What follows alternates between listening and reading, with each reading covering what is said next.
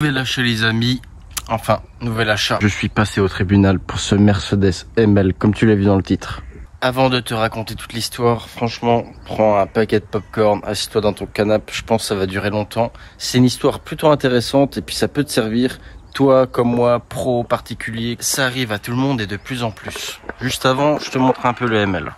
Donc ML, 3 litres, V6, 224 chevaux de 2007.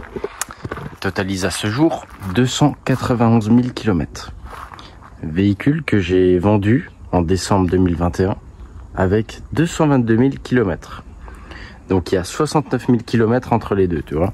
Donc je l'ai acheté à un ami professionnel, prêt à vendre. Il n'y avait rien à faire. Les vidanges de boîte faites en temps et en heure, révision faite. C'était vraiment un bijou ce ML. Et tu te doutes bien que tout ce qui est boîte automatique, là-dessus on est intransigeant. Il faut vraiment que ça soit respecté en temps et en heure. Ensuite, je le mets en vente, ce fameux ML. Je l'affiche au prix de 7 890 €, tout en sachant déjà que moi, j'ai vraiment pas énormément de marge, tu vois. Garantie 3 mois ou 5000 km. Donc, j'ai plusieurs visites, etc. Bon, il y en a, ils viennent, ils brassent, bref. Ensuite, donc, il y a un acheteur qui m'appelle. Et cet acheteur, c'est un pote d'un pote, tu vois. Donc, il est intéressé par le ML, il vient le voir, etc. Il m'explique qu'il vient de se séparer de sa copine. Et donc, forcément, comme tous les hommes, quand on se sépare, bah, le premier truc, c'est on change de voiture. Donc, il se dit, ce ML, il m'intéresse, je vais changer de caisse. Je lui descends donc le prix à 7 000 €, tu vois. Je lui fais une fleur. Et en plus, je lui reprends une vieille 307 d'OB et qui est plus de 300 000. Je reprends bien cher, 1 000 €. Je l'arrange grave. Moi, je suis quelqu'un d'hyper arrangeant, tu vois. Pareil, on en reparlera peut-être dans d'autres vidéos, si ça vous intéresse. J'ai déjà vendu énormément de véhicules à des gens que je ne connaissais pas, à crédit. Et je peux dire qu'ils m'ont bien baisé la tranche. Comme quoi, être trop bon, c'est pas bon. Donc grosso modo, il est vendu 7 000 €, tout se passe bien dans le meilleur des mondes, jusqu'à que je rentre dans la voiture, ce sera plus pratique. Et ça évite surtout que les riverains qui passent disent « Oh regarde l'autre il parle à son téléphone, le teubé ». Cette vidéo n'a pas optique de me plaindre ou quoi que ce soit, c'est juste de vous informer. C'est quand même un cas assez particulier. Et d'ailleurs, vous allez me dire votre ressenti. Est-ce que je suis un arnaqueur ou pas? Donc je vends la voiture. 2 mois et demi après, le client m'appelle. Et ce client-là, justement, il bosse en Suisse et donc il fait énormément de trajets, énormément de kilomètres. C'est pour ça qu'il voulait une bagnole confortable, spacieuse et un V6, quoi. Il me dit, il y a un souci avec la boîte. Donc ça rentre dans la garantie, tu vois. Je lui dis, va faire un devis et redis-moi. Je lui dis par contre, genre, t'as 15 jours, après c'est foutu, quoi. Il me dit, non, parce que la boîte a bloqué un coup. C'est peut-être juste l'huile de boîte. Je fais l'huile de boîte, enfin la vidange de boîte a été faite. T'as tous les entretiens, toutes les factures, t'as tout. Donc, va faire un devis et on voit ça, oui. Et je lui dis, t'as fait combien de kilomètres? Il me dit, j'ai fait 15 000 kilomètres. Ah ouais, là, je fais, c'est compliqué. Je fais, va vite faire un devis et on voit ça. Ensuite, il y a quasiment 3 mois qui s'écoulent. Entre-temps, il ne m'a pas recontacté. Entre-temps, la garantie est terminée. Dans tous les cas, la garantie est terminée, je crois, au bout de même pas un mois, tellement il a fait de kilomètres. Parce que, faut le savoir, tout ce qui est garantie, il y a deux options. Soit tu prends tout à ta charge, tu fais une garantie, donc avec facture, mais tu prends tout à ta charge. S'il y a un souci, tu payes de ta poche. Soit tu achètes une garantie. Enfin bref, dans les deux cas, si c'est dépassé, il n'y a plus de garantie. C'est comme ça. Donc finalement, 5 mois après la vente, il me recontacte. Il me dit, ça va pas, il y a un problème de boîte. Il commence à m'enchaîner au téléphone. Je vais porter plainte, faut qu'on trouve une solution, faut que tu payes, machin. Je lui dis, mais t'as fait combien de kilomètres? Il me dit 30 000 kilomètres. Bah, je fais, non, mais là, faut vraiment pas se foutre de ma tronche, tu vois. Là, je lui dis concrètement, tu me prends pour un con. 30 000 kilomètres en même pas 5 mois. Là, je suis pas l'abbé Pierre, tu vois, je suis pas les Emmaüs, ni les Restos du Cœur. Et donc, moi, je lui explique calmement que la garantie, c'est 3 mois ou 5000 kilomètres. Que moi, je paye une garantie. Si elle est dépassée, c'est mort. C'est comme ça.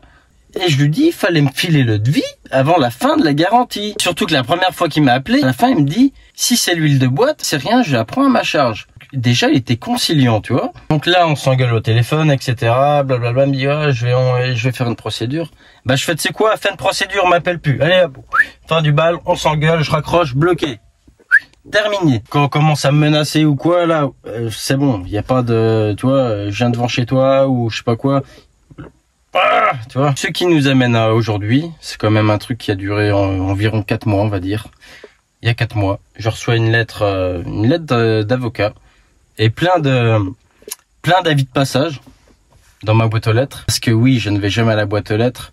Moi, tout ce qui est facture, tout, c'est tout sur Internet. Dans ma boîte aux lettres, il y a juste des prospectus. Et je vois des avis de passage d'avocats, 2 avis de passage, machin.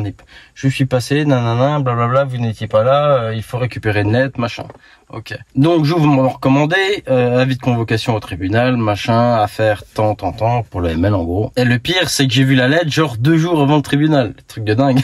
Et donc, c'est le jour J, je vais au tribunal. J'arrive, l'autre, il est avec son avocate. À peine assise, sa avocate, elle commence à m'enchaîner, à piailler, à faire le perroquet. Oui, on est passé chez vous, etc.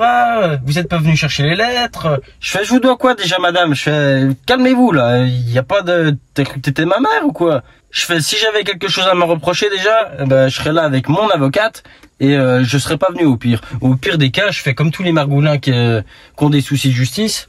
Bah, je ferme ma boîte. Et demain, j'en rouvre une autre, tu vois. Mais non, moi, je suis pas comme ça. L'avocate, elle m'enchaîne. Limite à dire, je suis un assassin ou un terroriste, hein. Ouais, j'ai pété un plomb au tribunal. J'ai fait, mais vous me prenez pour qui, là? Je fais, c'est pour une bagnole, pour un truc de 7000 balles. Et vous me traitez comme ça, je deviens fou. Surtout quand tu sais que toi, t'es pas en tort et qu'on te traite d'escroqueur. Ah, moi, c'est un truc qui me rend dingue. Je peux pas. Moi, je suis comme ça, tu vois. Je suis quelqu'un qui a qu'une parole. Mes principes passent avant la thune. La thune, j'en ai rien à foutre. La thune, il y en a plus, il y en a plus. C'est comme ça revient toujours. Ils me sortent un devis, 1400 balles pour joint de refroidisseur d'huile, machin. Déjà, je capte pas trop. Il me dit, y a une grosse fuite d'huile, je fais que ça de remettre des bidons d'huile, ça va pas, machin. Et je lui dis, t'as fait combien de kilomètres? Bah, il avait déjà fait plus de 60 000 kilomètres. Je regarde la conciliatrice, oui, parce que c'est pas exactement le tribunal, c'est une conciliation, c'est avant le tribunal, tu vois. Mais pour moi, c'est pareil. Première fois que j'ai un truc comme ça dans ma vie, j'aime pas ça, tu vois, qu'on me traite de mytho, ou tu vois, je déteste ça, ou d'arnaqueur. Donc je regarde la conciliatrice, même elle est ébahie. 60 000 kilomètres. Je fais, et vous osez? Elle m'explique que le véhicule est dangereux. Il essaye d'endormir tout le monde, tu vois. Bref, je dis, bah écoutez, je vais payer le devis et on n'en parle plus. Fin du bal, je vais plus jamais vous revoir. S'il n'y a pas de, je paye, basta. Parce que oui, effectivement, à ce moment-là, déjà, j'ai d'autres problèmes en tête. J'ai ma sœur qui était malade, c'était compliqué niveau familial. Et il fallait que je m'enlève ce souci-là de la tête. J'ai vraiment pas besoin de ça. Et surtout, moi, j'aime pas les choses comme ça. Moi, je suis quelqu'un comme ça. Il me dit, c'est pas grave, je vais m'asseoir sur 1400 balles. On n'en parle plus, c'est de la thune, c'est rien. Je vais payer, machin, tac. Il me dit, ouais, mais derrière, il y a peut-être encore un autre souci. Il y aurait éventuellement un devis à plus de 3000 € parce qu'il y a une ampoule de feu stop qui fonctionne pas. Et ils arrivent pas à trouver le problème. C'est peut-être un gros problème électrique et un risque d'incendie pour le véhicule. Là, dans ma tête, je regarde la conciliatrice, on se regarde. Je fais, laissez tomber, je reprends la bagnole. Direct. Lui et son avocat, comme ça. Il me dit, non, mais moi, je veux garder la bagnole. Je fais, non, il n'y a pas de, vous me dites c'est dangereux, après, vous faites 70 000 kilomètres avec. Je fais, il n'y a rien qui colle. Je fais, je reprends la voiture. Parce qu'il me sortait, la voiture peut prendre feu, blablabla. Allez, pour une ampoule au compteur. Pour ça, hein, feu stop, droit, voilà. Pour ça, la voiture peut prendre feu. À d'autres. Et direct compris qu'il voulait me mettre une douille de malade. Je me suis dit, ça va être un nid en merde, ça va jamais s'en finir cette histoire. Ça, plus derrière, il va recommencer. Je me suis dit, c'est bon, c'est un client à problème. Je reprends la caisse. Je lui dis, je te l'ai vendu 7000 €. Je fais, estime-toi heureux, mais je t'en propose 5000 €. Et je fais, c'est encore super gentil. Ah non, pas 5000 €, au moins 6000 €, machin. Je fais, c'est 5000 € ou rien. Je lui dis, c'est la seule option. Je reprends la voiture à 5000 € ou rien. Il y a pas, je paye rien. Il y a pas de, je paye un devis, machin, derrière tu m'endouffes. Il y a pas, je paye 7000 €, machin. 5000 €, je reprends la voiture. Du coup, ils vont se concerter avec son avocate. Ils reviennent, ah, mon client souhaiterait 6000 €. Je fais, vous avez pas compris, c'est 5000 €. Je fais, c'est déjà hyper gentil. Le machin, il met 70 000 kilomètres dans ma caisse. Il a sûrement pas fait un entretien. Et encore. Je pensais pas qu'il était dans cet état-là, mais je vous ferai le tour après. Je lui dis, c'est ça ou rien. Après 20 minutes, il finit par accepter parce que lui, vous voulez vraiment garder la caisse. Ouais, mais j'aime bien ce ML quand même. Il est quand même bien. Je lui dis, il faut savoir, cousin. Je fais, tu me dis, il est dangereux. Puis là, il y a rien qui colle. Il me parle d'un problème de boîte au début et après, c'est pas un problème de boîte, c'est un problème d'huile moteur. Il y a rien qui collait, tu vois. La conciliatrice me dit, on va remettre une audience pour reparler de tout ça, réfléchissez, machin. Je fais, il n'y a pas à réfléchir, moi c'est réfléchis, je fais la prochaine audience, je récupère le véhicule. Donc, bien évidemment, il me donne un RIB, en fait c'est un compte séquestre, tu mets la somme sur un compte séquestre du tribunal et c'est bloqué jusqu'à la restitution du véhicule. L'audience est remise 4 mois après, donc je fais le virement au bout de 2 mois sur le compte séquestre. On arrive une semaine avant l'audience, donc une semaine avant aujourd'hui. Elles me disent, mais monsieur, on n'a toujours pas reçu le virement. Je fais, comment ça? C'était tout expédié il y a plus de 2 mois. Non, on n'a rien reçu, machin, faudrait peut-être se dépêcher. Oh, je fais, vous foutez de ma gueule, c'est pas possible. Mais je dis, mais ils vont me faire chier jusqu'au bout, c'est pas croyable, tu vois. Donc je leur envoie les justificatifs, toutes les preuves comme quoi j'ai bien fait le virement. Des appels à la conciliatrice, des mails de partout, avocate, conciliatrice, bref, tout un bazar. Pour au final, ils ont bien reçu les 5000 € et que c'est leur secrétaire qui a merdé. Parce que je me voyais déjà en train de me faire endoffer doublement, tu vois. Donc arrive le jour J. Hier, je vais au tribunal, donc pour récupérer le véhicule. J'arrive 20 minutes en avance. La conciliatrice vient d'un salle d'attente. Elle me dit, vous voulez voir le véhicule avant? Je fais, quel que soit l'état, je le reprends. Je fais, c'est pas une question de reprendre le véhicule. Je fais, c'est une question de m'enlever un souci de la tête. Moi, c'est surtout ça. J'ai pas que ça à faire. Donc on fait la paperasse, tout ça. Ils me font signer des petits papiers comme quoi je ne peux pas me retourner contre lui, blablabla, pour quoi que ce soit derrière. En gros, une clause comme quoi je ne peux rien faire contre lui derrière. Puisque finalement, quand tu achètes une voiture, tu as tous les droits, tu peux envoyer n'importe qui au tribunal derrière. Donc j'aurais pu faire pareil. Mais moi, je suis pas dans cette optique-là. Bien évidemment, contrôle technique périmé. Bon, je lui ai pas dit de leur faire rien. Je suis pas un chien, moi. Je regarde même pas la bagnole. Sur la route, en rentrant chez moi, j'entends un cliquetis. Et lors de l'audience, le client, il me dit, j'ai remis 2 litres d'huile avant. Il me dit, il y a le voyant moteur qui vient juste de s'allumer. Ok, c'est bon. J'arrive chez moi, je tire la jauge d'huile. J'ai jamais vu une jauge d'huile aussi sèche. Pas une goutte d'huile. Mais pas une goutte du tout. Là-dessus, c'est une contenance de 8,5 litres. J'ai remis 7 litres. Donc là, tu vas me dire, mais pourquoi t'as repris le ML? C'est pour me libérer la tête déjà. Un souci en moins. Ensuite, j'ai pas envie que du bouche à oreille disent, lui, il m'a arnaqué, tu vois. Alors que c'est pas le cas, parce que j'avais raison.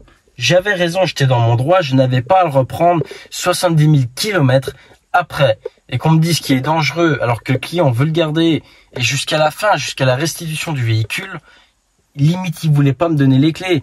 La conciliatrice, elle lui a même dit cette phrase, mais on voit que vous l'aimiez ce véhicule. Il lui dit, ah ouais, c'était un très bon véhicule. Puis là, elle lui dit, mais pourquoi vous avez fait une procédure alors? Tout con, tu vois. Rien qui colle jusqu'au bout, je te jure. Une histoire de ouf. La conciliatrice, elle a très bien compris qu'il voulait juste gratter de l'oseille et garder le véhicule, tu vois. Moi, donc, si je voulais continuer la procédure avec lui, il aurait fallu passer par des experts, etc. Ça aurait été long. Ça peut durer 4 ans déjà. Les frais d'expertise, c'est payant. Genre 600 balles x2 ou j'aurais pu avoir 1200 balles de frais d'expert. Plus à la fin, encore perdre. T'imagines? Donc, j'aurais remboursé non pas 5000, mais 7000, plus 1200, plus du temps, plus des problèmes. Et des problèmes dans la tête, ça te fait pas avancer. Moi, cette histoire-là, elle a duré 4 mois. Pendant 4 mois, je pensais qu'à ça tous les jours. Tous les jours. Qu'à ce putain de ML. Surtout quand tu sais que t'as raison et qu'on t'endo, fait que tu peux rien faire, tu sais, on te traite de meurtrier, mais c'était vraiment ça au tribunal, tu vois.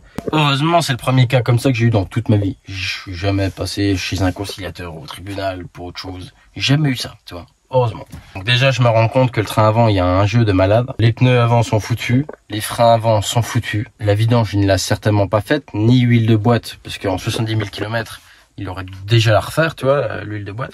Vidange de moteur non plus, mais bon. Vu qu'il y a une grosse fuite, soi-disant, effectivement, il y a une grosse fuite. Mais au vu de ce que j'ai pu voir et du kill qu'il a parcouru, je pense qu'il a pas remis tant que ça d'huile en 1 an et demi, tu vois. Un as, hop, voie d'accélération, j'accélère, et là, comme ça, il me fait le ML. Ouah, je fais, qu'est-ce qui se passe? Des à-coups de boîte, boîte qui patine. Ouah, ça y est, je deviens fou. Il m'a bien Sodome, là, je te jure. Pour te dire, j'ai tellement pas confiance en lui que je me suis même dit, ça se trouve, il m'a vidangé le moteur et la boîte avant le tribunal. Tu vois, je pars dans un délire de paranoïa de malade. Le gars, certes, il a perdu 2000 balles, mais c'est moins cher que l'entretien annuel qu'il aurait dû faire sur ce véhicule, tu vois. Parce qu'en 70 000 bornes, tu fais déjà 3 vidanges.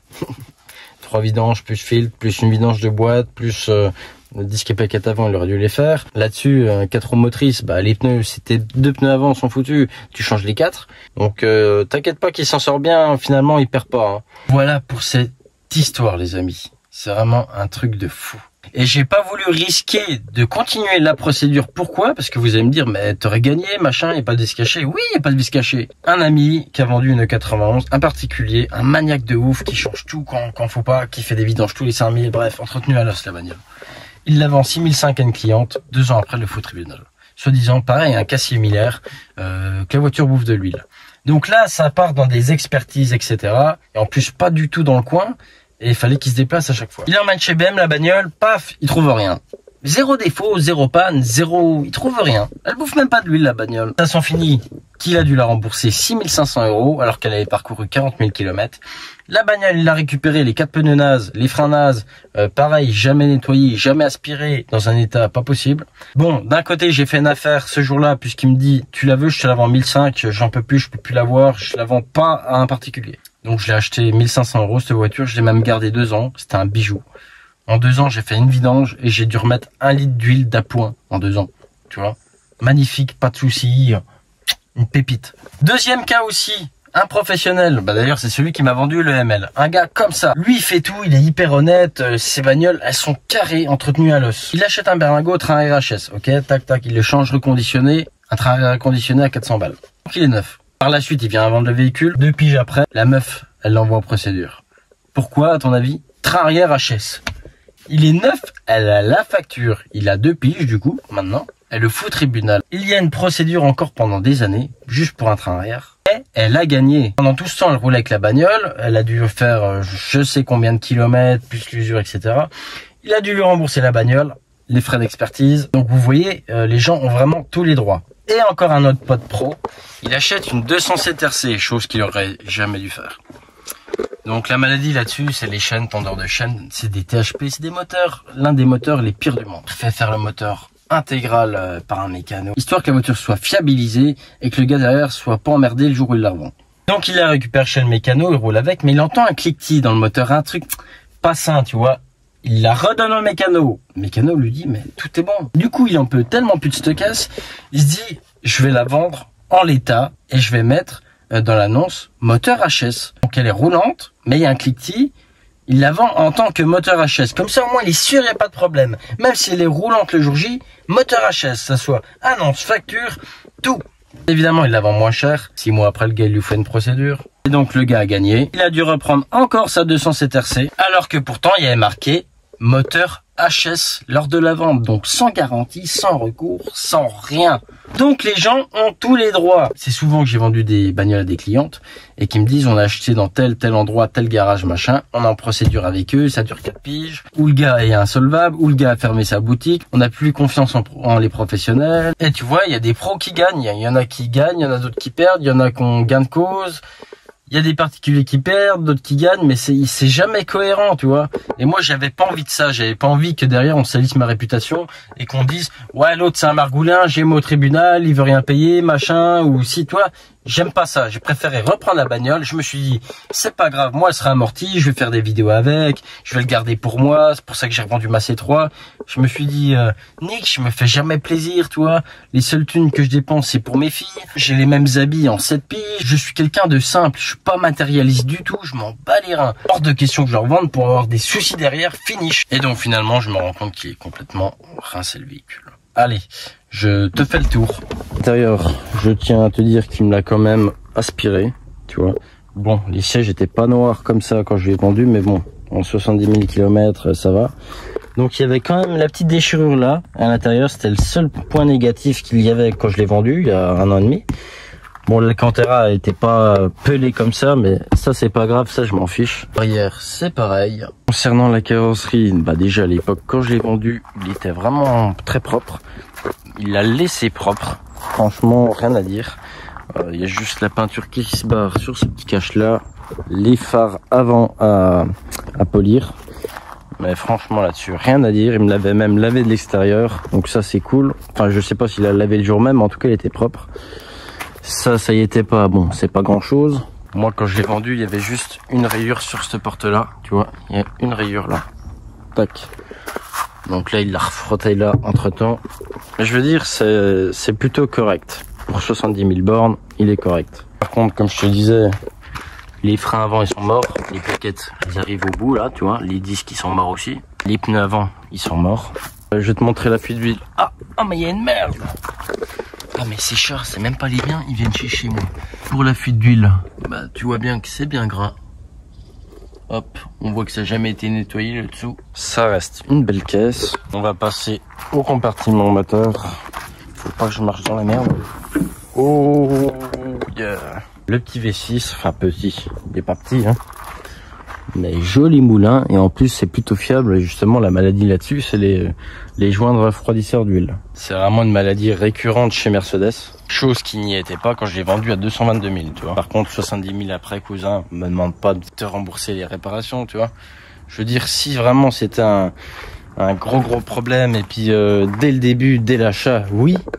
Mais sauf que là il y avait rien de cohérent. Première fois qu'il m'a appelé, il me parlait de la boîte. Et 1 an et demi après, il me parle de la fuite d'huile moteur, tu vois. Il y a rien qui va. Enfin. Pour le coffre, bon, il est un peu crado, hein. Mais non, il m'a tout laissé, impeccable. Il y a des grands coffres là-dessus. Concrètement, bah, je vais le réparer. Dans tous les cas, j'ai pas trop le choix, tu vois. Donc c'est mon véhicule perso. Dessus, je vais faire vidange de boîte complète avec carter, crépine, tout ce qui s'ensuit. C'est vraiment le point à faire tout de suite parce qu'on voit qu'elle n'a pas été faite là. Par la suite, je vais donc faire la fuite. Je regarde juste quelle quantité d'huile il bouffe, tu vois. Il va falloir que je fasse les freins avant parce que tu as bien vu, les plaquettes déjà sont quasiment à la ferraille à l'avant. Et seulement après, je ferai les 4 pneus et je leur passerai au contrôle. Que vous soyez particulier ou pro, ça ne change rien. Les gens sont procéduriers de nos jours. C'est pour ça que là, tout de suite, j'ai décidé, je ne vendrai plus jamais un véhicule à un particulier. Fini. Ça fait déjà quelques temps que j'évite, mais alors là, fini. Fini. Maintenant, c'est soit des pros, soit des très bons amis, soit je fous en pièces. Il y a plus de particuliers. Comme ça, plus de problème. Surtout quand on te traite de voleur. Mais moi, ça me rend hors de moi. Quand on me traite de voleur, d'escroqueur, de meurtrier, de terroriste, ce que tu veux, je te jure, merde. Il aurait fallu que vous soyez là à la conciliation. Surtout que, vu qu'il était dangereux, il aurait dû cesser de rouler avec depuis longtemps, tu vois. Ou me faire une procédure avant. Et il aurait voulu dès le départ que je lui rembourse le véhicule. Et non pas que je lui file de l'oseille, tu vois. C'est tout un délire, surtout que j'ai appris à la fin qu'en fait c'était un mécano.